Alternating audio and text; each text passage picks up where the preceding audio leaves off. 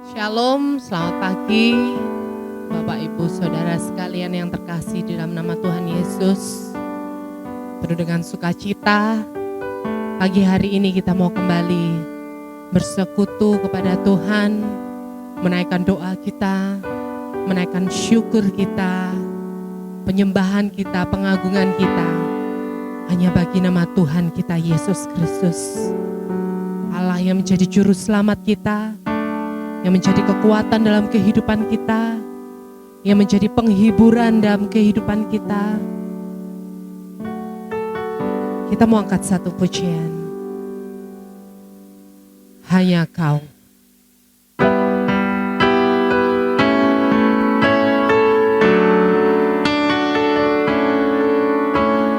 Telah buktikan cintamu padaku, Kau membayarku dengan hidupmu.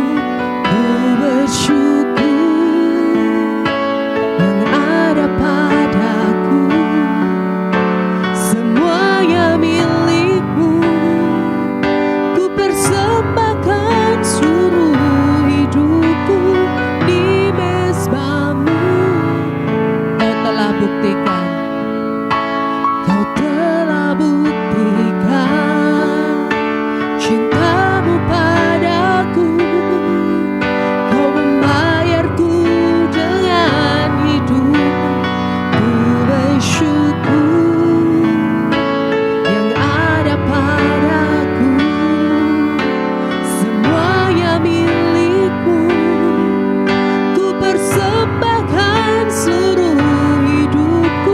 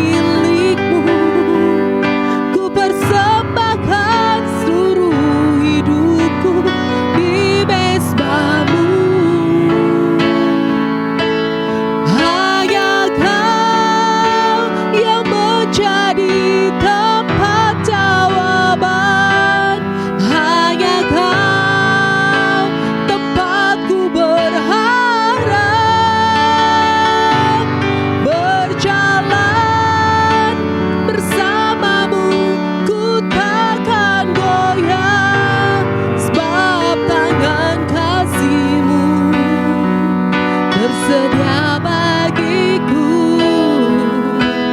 Selamanya Kau ku cinta, hanya Kau.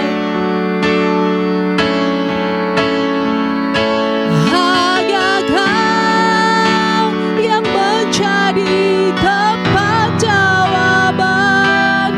Hanya Kau tempatku berharap. Berjalan bersamamu ku takkan goyah, sebab tangan kasih-Mu tersedia bagiku. Selamanya Kau ku cinta. Selamanya Kau ku cinta. Selamanya Kau ku cinta.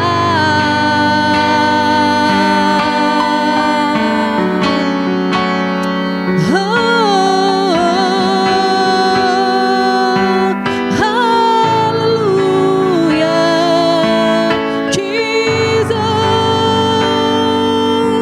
hanya Engkau Tuhan yang layak kami sembah, yang layak kami muliakan.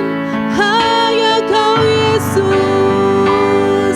hanya Kau Tuhan, sumber pengharapan kami, sumber kekuatan kami. Hanya Kau Yesus, hanya Kau Tuhan, kekuatan hidup kami. Hanya Engkau Yesus. Haleluya, haleluya. Kami agungkan Engkau, kami sembah nama-Mu Tuhan, sebab Kau yang layak disembah, Kau yang layak diagungkan. Hanya Engkau Yesus, hanya Engkau Tuhan. Haleluya, haleluya, haleluya. Kami bersyukur Tuhan. Engkau baik, sungguh baik. Engkau Yesus teramat baik. Haleluya, haleluya. Kami naikkan sembah kami hanya bagi-Mu Tuhan. Haleluya, haleluya, haleluya. Syukur bagi-Mu Tuhan. Yesus, ya Yesus, Engkau segalanya dalam hidup kami. Terima kasih Tuhan, terima kasih Yesus, Yesus. Kami bersyukur ya Bapa, buat kasih dan kebaikan-Mu dalam kehidupan kami. Kalau hari ini kami boleh ada Tuhan, semua karena kasih dan anugerah Engkau, semua karena kemurahan Engkau Tuhan. Terima kasih ya Bapa, Engkau sungguh baik, Engkau teramat baik di dalam kehidupan kami. Saat ini kami datang kepada Engkau Tuhan, membawa penyembahan kami, membawa ucapan syukur kami. Membawa pengagungan kami hanya bagi Engkau. Sebab Engkau Tuhan, hanya Engkau yang layak kami agungkan.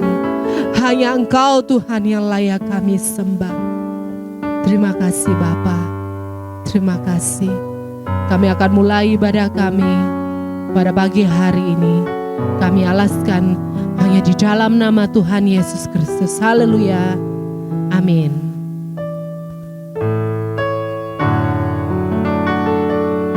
Kita mau angkat satu pujian lagi. Selidiki aku, lihat hatiku.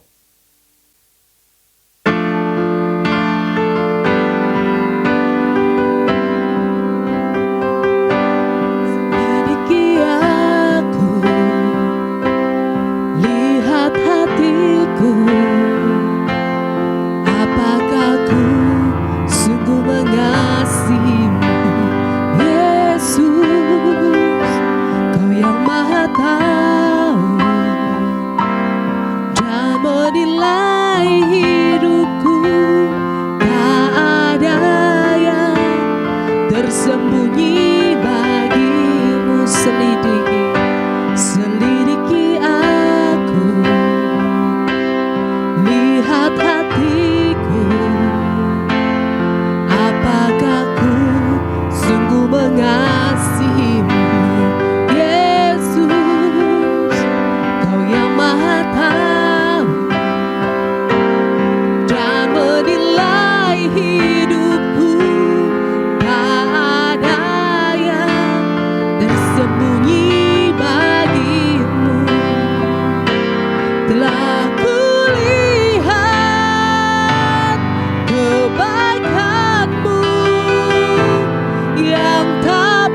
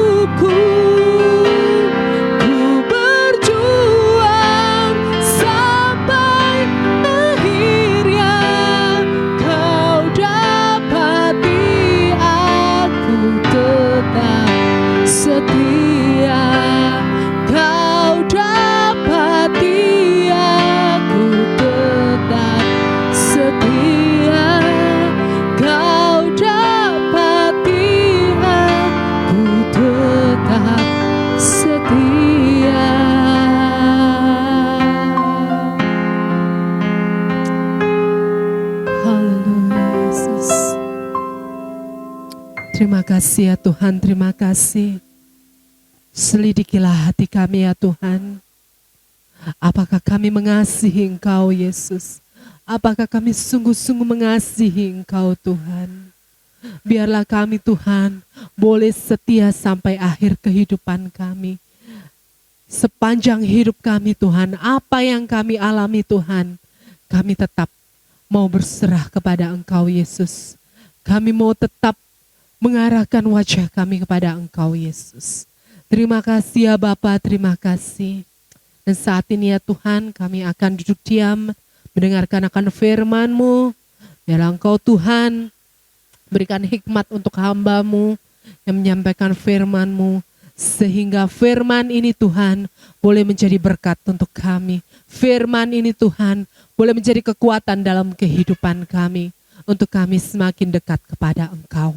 Terima kasih ya Bapa, terima kasih Engkau mengurapi hamba-Mu hingga akhir ibadah ini. Hanya di dalam nama Tuhan Yesus Kristus kami sudah berdoa. Haleluya. Amin. Segala puji, hormat, dan kemuliaan hanya bagi Tuhan kita Yesus Kristus.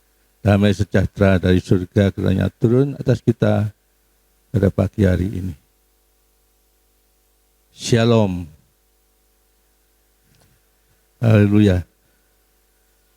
Pagi hari ini tema firman Tuhan adalah From Abnormal to New Normal in New Moral. Saya ambil di dalam Efesus pasal yang keempat ayat 17 sampai 32.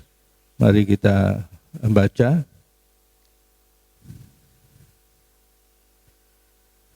Saya akan baca secara cepat ya.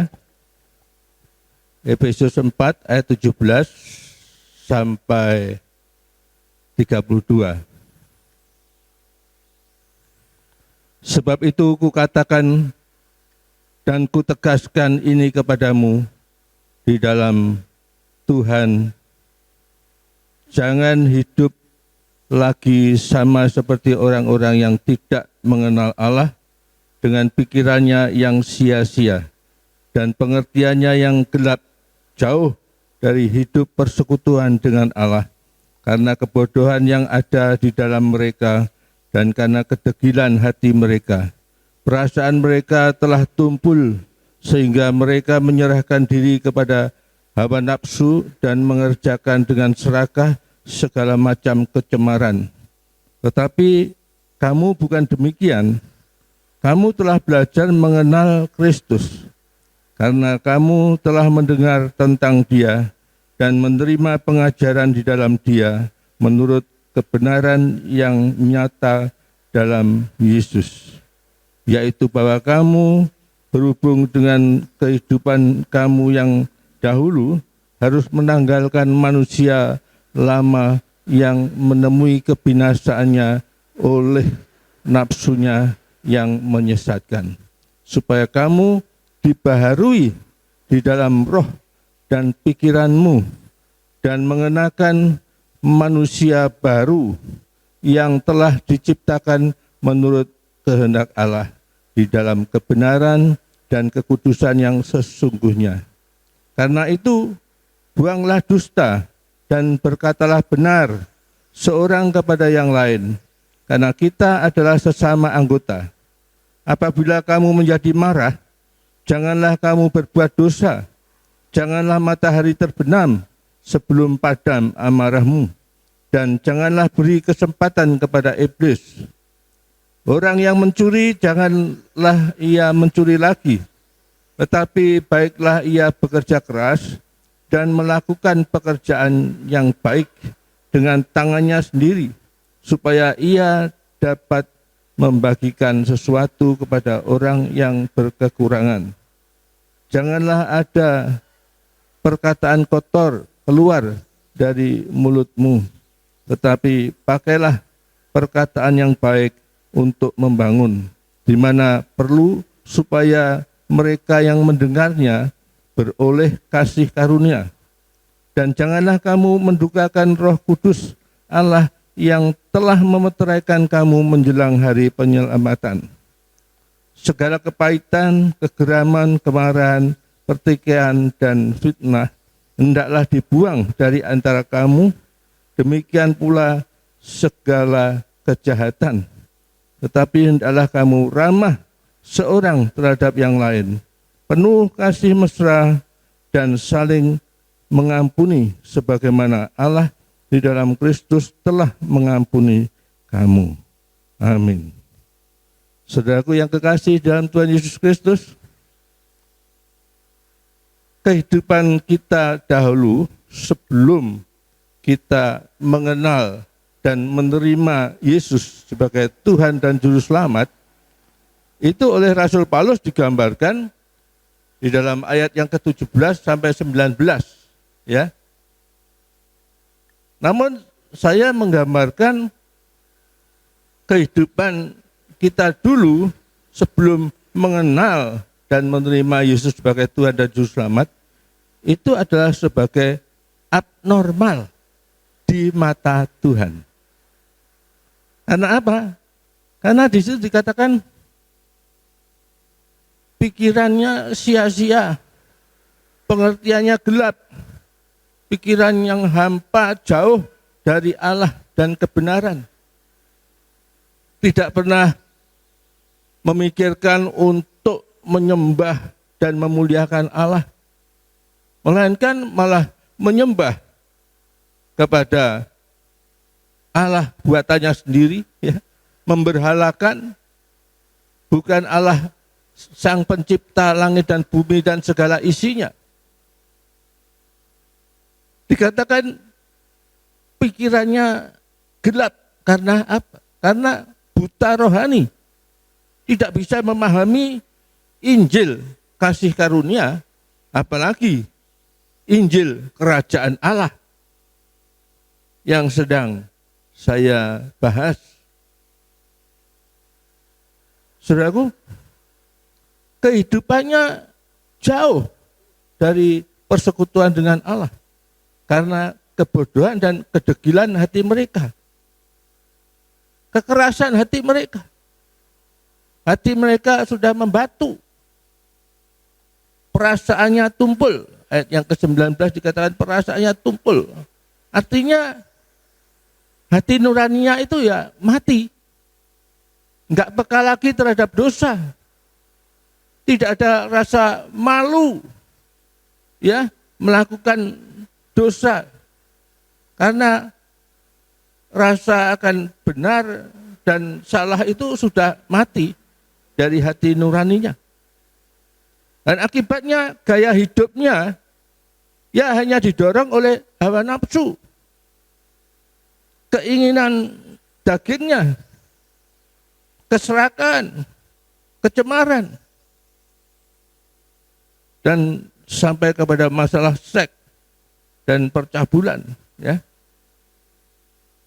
Gaya hidup kita dahulu yang belum mengenal Allah ini, itu adalah akibat dari kutuk karena kejatuhan manusia dalam dosa oleh manusia Adam di Taman Eden. Di dalam Kejadian pasal yang ketiga kita bisa melihat, dan itu ditegaskan oleh Rasul Paulus di dalam Roma pasal yang ketiga ayat 23, semua orang telah berbuat dosa dan telah kehilangan kemuliaan Allah. Manusia yang pada awalnya itu diciptakan menurut gambar dan rupa Allah, karena tergoda oleh iblis dan jatuh dalam dosa, gambar dan rupa Allah itu rusak. Nah, inilah yang saya katakan menjadi abnormal di mata Tuhan karena dosa itu. Dan Allah punya inisiatif karena kasih. Dia merancangkan keselamatan bagi manusia dengan memulihkan gambar dan rupa Allah itu yang sudah rusak itu melalui anaknya yang tunggal yang diutus untuk menebus kita semua dari kematian yang kekal itu.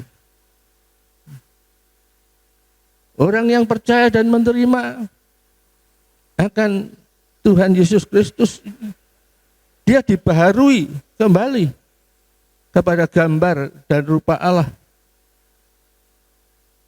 Dibaharui dan diciptakan kembali menjadi manusia baru, ciptaan baru di dalam Kristus Yesus. Jadi melalui Yesus Kristus yang tersalib,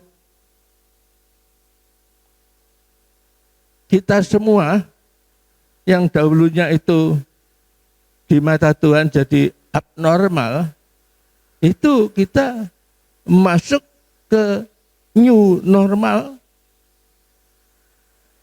dan di dalam new moral artinya dengan karakter yang baru, dan itu adalah karakter Allah yang dianugerahkan kepada kita, sehingga kita dikatakan menjadi new man, ya.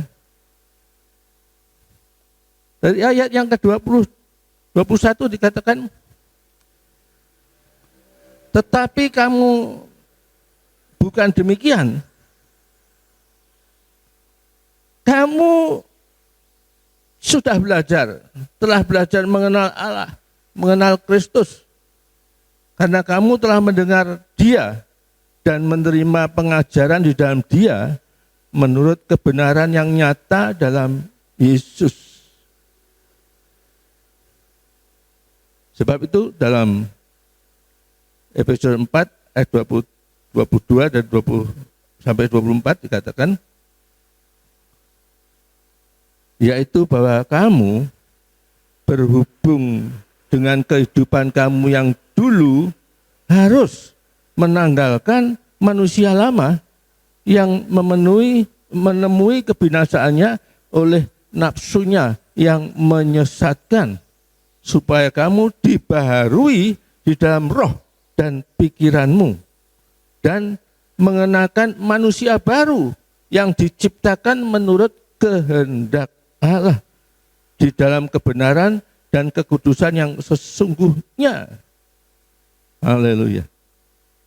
Menurut Rasul Paulus, manusia baru di sini itu adalah manusia yang baru secara kualitas rohani, ya. New moral. Manusia baru yang sungguh-sungguh ciptaan baru.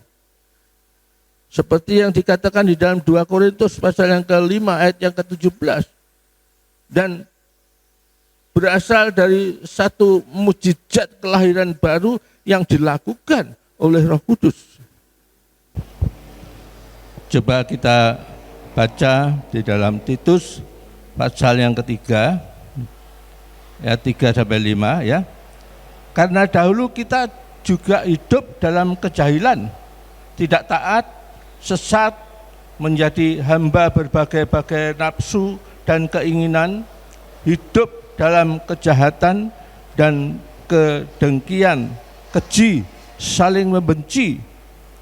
Tetapi ketika nyata kemurahan Allah, juru selamat kita dan kasih-Nya kepada manusia, pada waktu itu Dia telah menyelamatkan kita bukan karena perbuatan baik yang telah kita lakukan, tetapi karena rahmat-Nya oleh permandian kelahiran kembali dan oleh pembaharuan yang dikerjakan oleh Roh Kudus. Haleluya. Jadi manusia baru yang dimaksud Rasul Paulus itu adalah baru di dalam kualitas secara rohani, ya. Karena mengalami satu perubahan hidup, pembaruan hidup. di mana pembaruan itu dikerjakan oleh Roh Kudus. Nah, konsep manusia lama dan manusia baru itu merupakan salah satu tema penting dalam teologi Rasul Paulus itu. Ya. Dalam Roma pasal 6 ayat yang ke-6, Paulus menuliskan, Roma 6 ayat yang ke-6,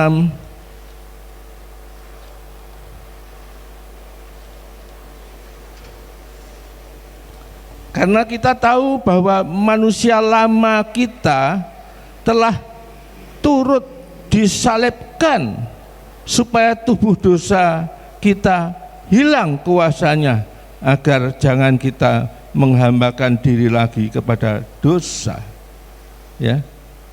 Manusia lama disalibkan agar jangan kita menghambakan diri lagi kepada dosa. Lalu Galatia pasal yang ke-3 ayat yang ke-27, Galatia pasal yang ke-3 ayat 27, karena kamu semua yang dibaptis dalam Kristus telah mengenakan Kristus. Ya. Inilah identitas dari man of God atau manusia baru di dalam Kristus itu. Mengenakan Kristus, menanggalkan manusia lama secara natur dari Adam yang pertama yang sudah mati. Ketika Adam kedua itu disalibkan, yaitu Yesus, lalu kita mengenakan manusia baru melalui kebangkitan Kristus. Ya. Nah, kita bisa membandingkan ini dengan apa yang dijelaskan oleh Rasul Paulus di dalam surat Kolose, Kolose pasal yang ke-3 ayat 9 sampai 10. Kolose pasal yang ke-3 ayat yang ke-9 sampai 10. Jadi ini mirip dengan apa yang dibahas oleh Rasul Paulus di dalam Efesus pasal 4 ayat 22 sampai 23 itu, ya. Di sini dikatakan ayat yang ke-9, ya. Jangan lagi kamu saling mendustai, karena kamu telah menanggalkan manusia lama serta kelakuannya, dan telah mengenakan manusia baru yang terus-menerus diperbaharui untuk memperoleh pengetahuan yang benar menurut gambar kaliknya. Ya. Jadi manusia baru itu, a new man itu sudah menanggalkan manusia lamanya. Dalam Kolose pasal yang ke-3 yang ke-9 sama dengan yang ditulis oleh Rasul Paulus dalam Efesus pasal 4 ayat yang ke-22. Dan Kolose pasal 3 ayat yang ke-10 ini sama dengan Efesus pasal 4 ayat 24, ya. Sudah mengenakan manusia baru. Dan Efesus 4 ayat 23 dikatakan dibaharui di dalam roh dan pikiran. Kolose 3 ayat yang ke-10 dikatakan terus-menerus diperbaharui. Nah, ketika kita kenal Kristus dan menerima Yesus Kristus sebagai Tuhan dan Juru Selamat melalui pengorbanannya itu, maka manusia lama itu kita tinggalkan, tanggalkan, copot. Dan pada saat yang sama ketika kita mengenal dan menerima Yesus sebagai Tuhan dan Juru Selamat itu, kita mengenakan manusia baru, yaitu Kristus di dalam kita. Seperti yang dikatakan di dalam 2 Korintus pasal 5 ayat yang ke-17 yang mengatakan, jadi siapa yang ada di dalam Kristus, ya, siapa yang ada di dalam Kristus, ia adalah ciptaan baru, yang lama sudah berlalu, sesungguhnya yang baru sudah datang. Nah, ini harus kita renungkan betul-betul, ya, kita pahami betul. Ketika kita ada di dalam Kristus, kita itu menjadi ciptaan baru, manusia baru, a new man. Yang lama sudah berlalu, dan perhatikan ini, sesungguhnya yang baru sudah datang. Jadi kita ini yang sudah meninggalkan manusia lama, kita itu menjadi manusia baru dan diperlengkapi dengan new moral, yaitu kodrat ilahi, karakter Kristus. Di dalam 2 Petrus pasal yang ke-1, ya, ayat 3 sampai 4. 2 Petrus pasal yang ke-1 ayat 3 dan 4, ya. Karena kuasa ilahinya telah, garis bawahi, telah menganugerahkan kepada kita segala sesuatu yang berguna untuk hidup yang saleh oleh pengenalan kita akan Dia, yaitu Kristus Yesus, yang telah memanggil kita oleh kuasanya yang mulia dan ajaib. Dengan jalan itu Ia telah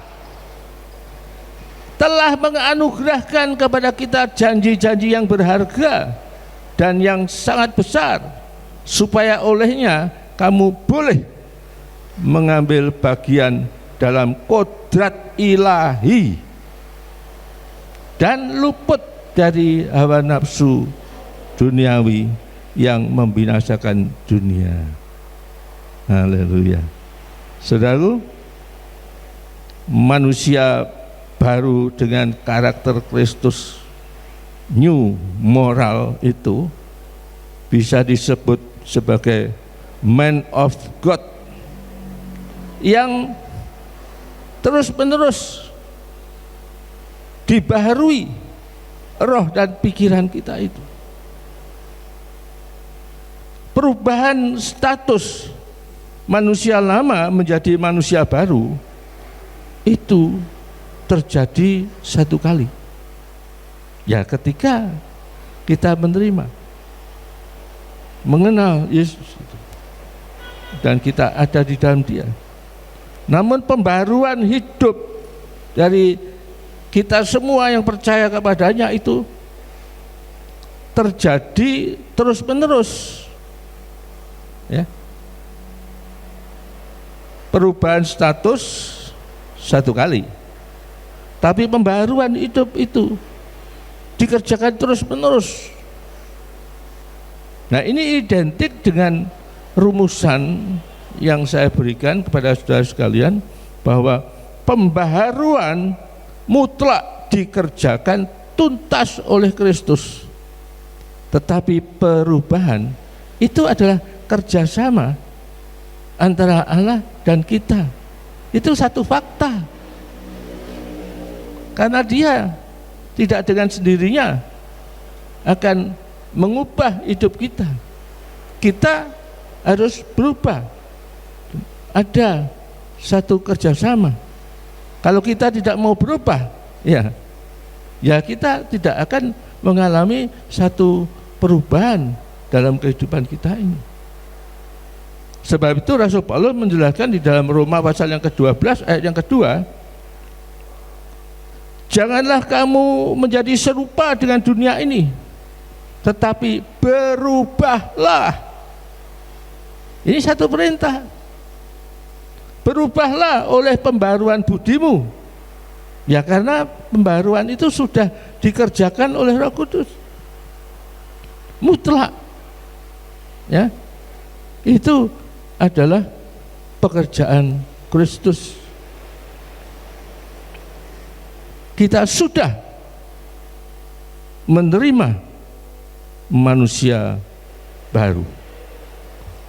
Dan Tuhan kehendaki kita menjadi manusia baru dengan menanggalkan manusia lama itu. Ya. Nah, itu adalah kehendak bebas yang Tuhan berikan kepada kita. Berubahlah sehingga kamu dapat membedakan mana kehendak Allah, apa yang baik, yang berkenan kepada Allah, dan yang sempurna. Jadi akan sungguh-sungguh hidup akan hati nurani kita itu, sehingga kita bisa membedakan. Ya, tidak lagi seperti dahulu ketika abnormal, ya, nggak bisa membedakan mana yang baik, mana yang tidak baik, ya, mana yang dosa, mana yang tidak, ya. Karena apa? Sudah mati hati nurani itu. Dikatakan perasaan tumpul, pikirannya itu sia-sia, jauh dari persekutuan dengan Allah, jauh dari memikirkan tentang hal yang rohani, karena rohaninya betul-betul buta dan mati. Ya. Lalu satu pertanyaan sekarang, yang dibaharui itu apa? Nah, saudaraku, dijelaskan oleh Rasul Paulus, roh, pikiran, ya, itu adalah the spirit of your mind, roh dari akal budimu. Ini adalah bagian dalam, inner, dan manusia baru itu akan dirubah terus-menerus melalui pikiran kita yang dibaharui itu, sehingga kita bisa memperoleh satu pengetahuan yang benar akan gambar Allah itu di dalam Tuhan Yesus Kristus itu. Ya. Dalam Kolose pasal 3 ayat yang ke-10 tadi dikatakan, dan telah mengenakan manusia baru yang terus-menerus diperbarui. Untuk apa? Untuk memperoleh pengetahuan yang benar menurut gambar kaliknya. Ya. Jelas sekali, saudara. Manusia baru itu akan terus-menerus diperbaharui sampai kita sungguh-sungguh bisa memiliki satu pengetahuan yang benar tentang gambar Allah di dalam Tuhan Yesus Kristus yang ada di dalam diri kita itu, karena kita menghidupinya. Karakter Kristus itu kita hidupi melalui kehidupan kita sehari-hari. Dengan demikian, ya, jelas sekali bahwa pembaruan yang terjadi itu adalah pembaruan akal budi, pikiran yang semakin menjadi serupa dengan Kristus. Sebab itu Rasul Paulus menjelaskan tentang ciri-ciri atau tanda seorang yang mengenakan manusia baru. Ya.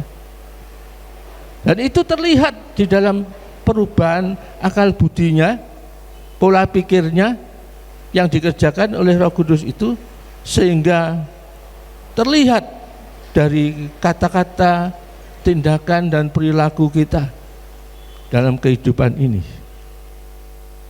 Itulah sebabnya Rasul Paulus menuliskan di dalam Efesus pasal 4 ayat 25 sampai 32 itu satu rangkaian ya nasihat praktis sebagai wujud dari orang yang mengenakan manusia baru itu. Ada kata-kata jangan atau larangan atau himbauan untuk tidak melakukan. Orang yang punya ciri-ciri itu dia akan introspeksi diri. Sudahkah aku mengenakan manusia baru, atau aku masih tetap pakai rangkap ya manusia lama dan manusia baru, dan itu tidak bisa. Nah, sebab itu dia tuliskan larangan-larangannya untuk tidak melakukan, lalu nasihat-nasihatnya dan alasannya kenapa ada larangan dan kenapa ada himbauan dan nasihat.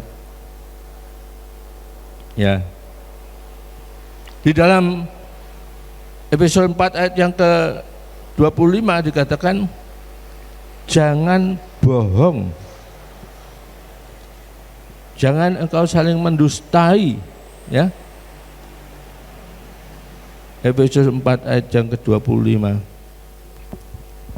Karena itu buanglah dusta dan berkatalah benar. Jadi buanglah itu ya himbauan, larangan. Lalu nasihatnya, anjurannya itu adalah berkata benar. Dan alasannya ya demi sesama anggota tubuh Kristus. Karena itu buanglah dusta dan berkatalah benar seorang kepada yang lain, karena kita adalah sesama anggota dalam tubuh Kristus, sesama anggota jemaat GPI Paduan Kasih, ya. Lalu ayat 26 sampai 27 dikatakan apabila kamu menjadi marah, jangan kamu berbuat dosa, ya. Janganlah berbuat dosa. Ini maksudnya Tuhan memang tidak menghendaki kita itu menjadi seorang yang pemarah gitu ya. Marah berkepanjangan. Di dalam Amsal pasal 14 ayat 29 dikatakan orang yang sabar besar pengertiannya, tetapi siapa cepat marah membesarkan kebodohan. Lalu pasal yang ke-20 ayat yang ketiga, terhormatlah seseorang jika ia menjauhi perbantahan, tetapi setiap orang bodoh membiarkan amarahnya meledak. Inilah sebabnya kalau seorang memakai manusia baru, seharusnya tidak demikian. Rasul Paulus mengatakan jangan marah berkepanjangan, biar engkau menjadi orang yang sabar, yang penuh dengan pengertian. Karena cepat marah itu membesarkan kebodohan, dan kita akan melakukan kebodohan-kebodohan, ya. Dan dinasihatkan di dalam Amsal 20 ayat 3 tadi, terhormat seseorang jika ia menjauhi perbantahan, tetapi setiap orang bodoh membiarkan amarahnya meledak. Jadi nasihat Rasul Paulus, ya, selesaikan konflik kemarahan itu cepat, jangan sampai matahari terbenam dan amarahmu masih menyala. Nah, itulah yang dinasihatkan oleh Rasul Paulus. Kalau kita memakai manusia baru, kita menjadi new man, new moral. Kita sudah masuk new normal, ya. Kita sudah bukan lagi manusia yang abnormal di pandangan Tuhan.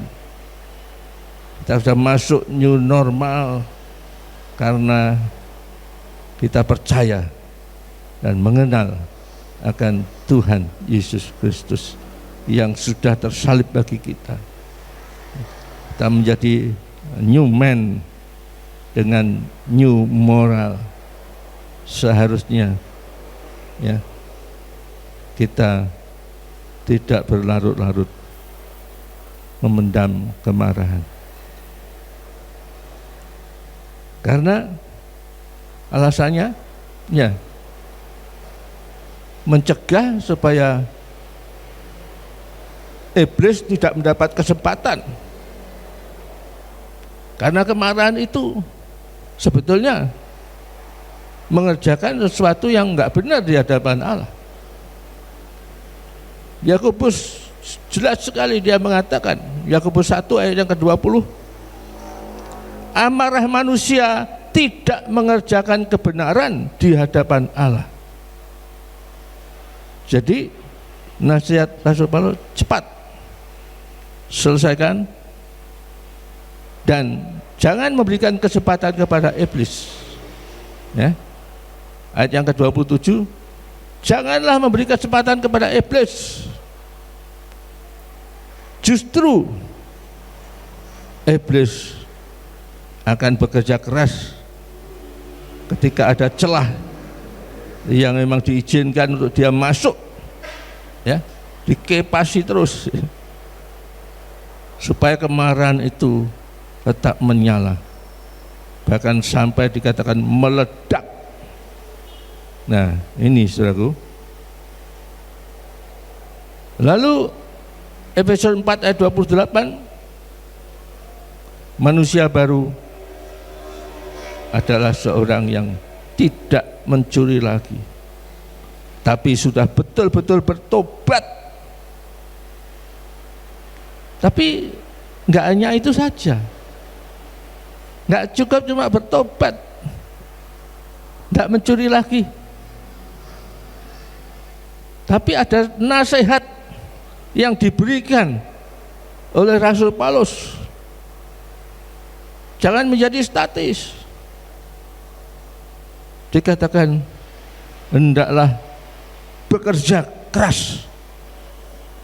Nah, bukan malas, ya. Memang pencuri itu bisa dikatakan, ya, pemalas. Dia tidak berusaha untuk bekerja sehingga mempunyai milik sendiri, ya. Dia pikir, alah, rasa kerja nyolong enak, ya. Ya memang, ya, lebih enak mencuri daripada bekerja. Tapi efeknya, saudaraku, bukan dapat hukuman dari pemerintah,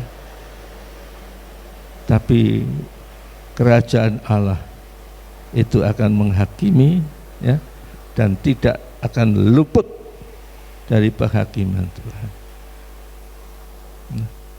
Dan sangat tragis kalau kita jatuh ke tangan Tuhan, saudaraku, karena sudah ada peringatan-peringatan, ya, yang dikatakan bahwa kamu sudah tak kasih pakaian baru, manusia baru,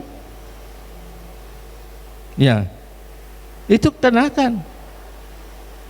Nah, ketika engkau mengenakan ini manusia lama, itu sudah berlalu. Kamu menjadi manusia baru dengan new moral dan dengan kehidupan yang baru ini engkau harus menjadi berkat. Dengan sewajarnya Rasul Paulus mengatakan harus bekerja sendiri dengan rajin. Yang mencuri jangan mencuri lagi, baiklah ia bekerja keras dan melakukan pekerjaan yang baik dengan tangannya sendiri. Ya. Bekerja keras, rajin. Dan firman Tuhan mengatakan orang yang rajin akan diberkati. Ya. Karena dia melakukan sesuai dengan firman Tuhan. Ya, baik orang percaya nggak percaya, ya. Ini kebenaran firman Tuhan. Itulah sebabnya orang yang non Kristen pun kalau dia rajin, dia giat bekerja, dia tidak malas. Ya, firman Tuhan mengatakan bahwa Tuhan akan memberkati orang yang rajin. Puji Tuhan. Lalu alasannya apa? Ya, supaya bisa membagikan berkat kepada orang yang berkekurangan, ya. Jadi itu tujuan Tuhan memakai kita menjadi manusia-manusia baru, ciptaan baru, untuk melakukan pekerjaan baik yang sudah disediakan sebelumnya. Jadi Tuhan sudah memberikan itu. Dan ketika kita mau dipimpin oleh Kristus terus-menerus setiap saat, ya, kebaikan-kebaikan itu yang Tuhan anugerahkan kepada kita, yang Tuhan sudah persiapkan, itu kita bisa bagikan kepada orang lain. Ini prinsip Rasul Paulus, saudaraku. Itu sebabnya dia ditulis di dalam Kisah pasal yang ke-20, ya. Ditulis dalam Kisah pasal 20 ayat 34 sampai 35 mengatakan, kamu sendiri tahu bahwa dengan tanganku sendiri aku telah bekerja untuk memenuhi keperluanku dan keperluan kawan-kawan seperjalananku. Dalam segala sesuatu telah kuberikan contoh kepada kamu bahwa dengan bekerja demikian kita harus membantu orang-orang yang lemah dan harus mengingat perkataan Tuhan Yesus, sebab ia sendiri telah mengatakan adalah lebih berbahagia memberi daripada menerima. Haleluya. Lalu Efesus 4 ayat 29 sampai 30 dikatakan, janganlah ada perkataan kotor keluar dari mulutmu. Ya. Jadi manusia baru itu akan jaga perkataan kita. Ya. Nggak akan ada satu kata-kata kotor yang sia-sia, kata-kata yang menyakitkan orang lain. Karena itu sebabnya Rasul Paulus juga menasihatkan pakai perkataan yang membangun, ya. Janganlah ada perkataan kotor dari mulutmu, tetapi pakailah perkataan yang baik untuk membangun, sehingga orang bisa nerima yang namanya Injil kasih karunia itu, ya. Supaya mereka yang mendengarnya itu akan beroleh kasih karunia. Ini alasannya. Kita harus bagikan kasih karunia kepada orang lain dan tidak mendukakan Roh Kudus, katanya. Tetapi justru memperkenan Roh Kudus, sehingga Roh Kudus itu akan semakin berkarya di dalam kita dan lewat kita, karena kita bisa menjadi alatnya yang bisa dipakai, ya, siap untuk dipimpin oleh Roh Kudus, diajar terus-menerus, ya. Diingatkan akan firman Tuhan yang benar, mana yang salah, mana yang benar, ya. Kita akan menjadi peka, ya. Manusia baru itu peka, karena kodrat ilahi itu sudah diberikan kepada kita untuk kita bisa hidup saleh. Tuhan sudah memberikan hal yang berguna itu untuk hidup saleh itu. Bukan dari kemampuan kita, saudaraku. Kuasa itu dari Roh Kudus. Tuhan berkata kalau Roh Kudus turun atas kamu, kamu akan mendapat kuasa. Bukan hanya kuasa untuk bersaksi saja, tapi kuasa untuk mengasihi orang lain seperti Yesus mengasihi kita, ya. Kuasa untuk, bukan hanya kuasa untuk mengusir setan, saudaraku, iblis, ya, kuasa untuk menguasai diri. Musuh kita yang besar itu bukan iblis, tapi diri kita sendiri, saudaraku, yang harus kita kuasai, harus kita kalahkan. Iblis, ya, siapa bisa melawan iblis? Hanya Yesus yang bisa. Kalau Kristus ada di dalam kita, kita akan mampu. Nah, tapi kita jangan lalu menyombongkan diri. Mampu mengalahkan iblis. Saudaraku, diguyu sampai iblis, ya. Tidak ada manusia yang bisa, karena dia lebih berkuasa. Itu diberikan kepada iblis. Tapi Yesus datang untuk mengalahkan, supaya kerajaan Allah datang, ya. Aku mengusir setan dengan roh Allah, supaya kerajaan Allah datang dalam hidupmu. Haleluya, ya. Lalu pasal 4 ayat yang ke-31 sampai 32. Nah, apa yang dikehendaki oleh Rasul Paulus sebagai manusia baru? Kalau kita mengenakan manusia baru, dikatakan semua kepahitan, kegeraman, kemarahan, pertikaian, fitnah, kejahatan sudah enggak ada lagi.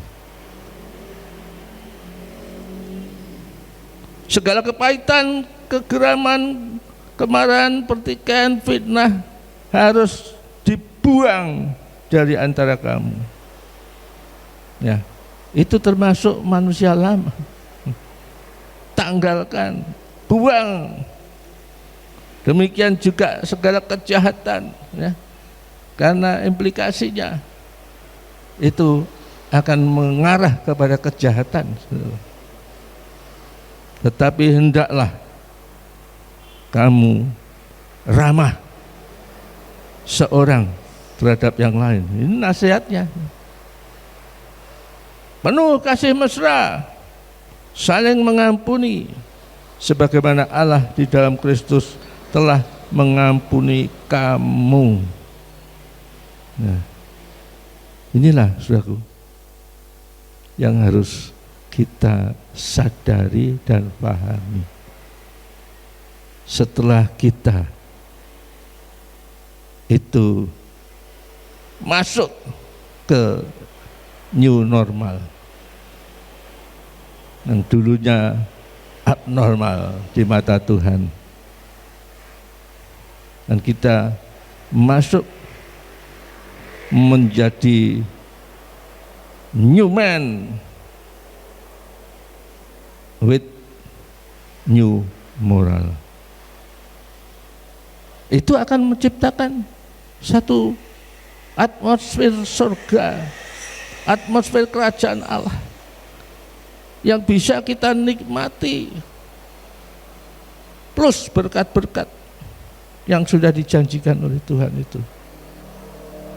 Jadi tujuan penanggalan manusia lama menjadi manusia baru oleh kuasa Kristus itu adalah untuk mempersatukan seluruh anggota itu dalam satu ikatan kasih Kristus. Dan di dalam kesatuan ini segala karunia yang dimiliki oleh setiap anggota yang merupakan anugerah dan pemberian daripada Tuhan Yesus Kristus itu akan menjadi sangat berguna untuk saling melayani satu dengan yang lain, sehingga tidak ada lagi sikap yang mendatangkan perpecahan. Dan dengan demikian tubuh Kristus itu terbentuk. Dan itulah yang Tuhan kehendaki, supaya kita membangun dan membentuk tubuh Kristus dan siap untuk menerima Kristus sebagai kepala, sebagai Tuhan, dan sebagai Raja. Ya. Dan kalau kita sudah melakukan itu, dalam arti kita membentuk tubuh Kristus itu di dalam kasih Kristus,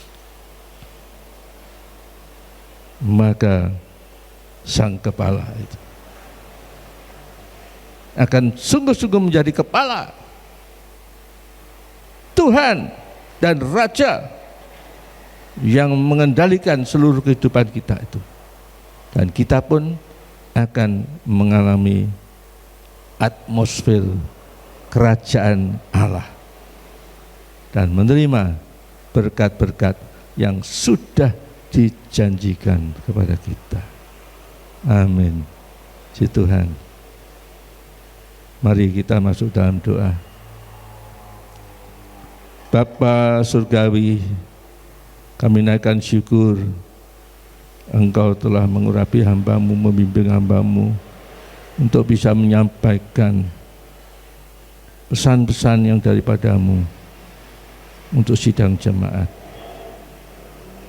Sementara kami bisa memahami keadaan kami, bahwa sesungguhnya kami adalah orang-orang yang abnormal di mata Tuhan sebelum kami mengenal Engkau sebagai Tuhan dan Juru Selamat kami. Sebelum Kristus tinggal di dalam kami, kehidupan kami yang dahulu, pikiran kami sia-sia, pengertian kami gelap, kami tidak mengerti akan perkara-perkara yang rohani. Pikiran kami hampa, jauh dari persekutuan dengan Engkau, dan tidak mengerti kebenaran, dan tidak pernah berpikir untuk menyembah dan memuliakan Engkau dalam kehidupan kami, mempersembahkan akan persembahan yang hidup dan yang kudus, yang berkenan di hadapan Tuhan. Pengertian kami gelap, kami buta rohani, kami tidak bisa memahami tentang kasih karunia Tuhan, apalagi tentang Injil Kerajaan Allah. Kami bodoh karena kedegilan kami, kekerasan hati kami, perasaan kami tumpul sehingga kami tidak bisa membedakan, tidak peka lagi terhadap dosa. Kami melakukan perbuatan dosa tanpa mengerti bahwa itu salah, karena hati nurani kami mati. Terima kasih Tuhan, Engkau telah menyelamatkan kami dari kematian itu, sehingga kami hidup kembali, dipulihkan kembali, kami boleh dibaharui kehidupan kami menjadi semakin seperti Engkau, seperti Kristus, Terima kasih Bapa, Engkau celikkan mata hati dari sidang jemaat-Mu. Pada saat ini mereka sungguh-sungguh tekun mengikuti ibadah online ini Tuhan. Mereka merindukan untuk bisa beribadah bersama di rumah Tuhan, di gereja, bersama dengan sidang jemaat yang lain, dalam satu ibadah komunal. Tetapi kami tahu ada hal-hal yang tidak memungkinkan mereka untuk bisa beribadah bersama-sama. Hiburkan mereka Tuhan, hiburkan mereka, sehingga mereka juga sadar bahwa Engkau pun hadir di tengah-tengah mereka pada saat ibadah dilakukan. Terima kasih Tuhan, berkati akan usaha pekerjaan mereka sekalian. Buatlah apa yang mereka berbuat itu berhasil sebagaimana janji-Mu, karena mereka telah tekun untuk merenungkan firman Tuhan siang dan malam, dan saat ini pun mereka sedang menengadah. Mohon berkat daripada-Mu, curahkanlah berkat baik rohani maupun berkat jasmani untuk mereka sekalian, sebagaimana janji-Mu. Ibadah soal utama, dan Engkau akan memberkati roti dan air, serta menjauhkan dari segala penyakit. Dan kiranya itu terjadi di dalam kehidupan sidang jemaat-Mu yang pada saat ini dengan tekun ikuti ibadah online ini. Terima kasih Bapa. Di dalam nama Tuhan Yesus Kristus kami sudah berdoa. Amin.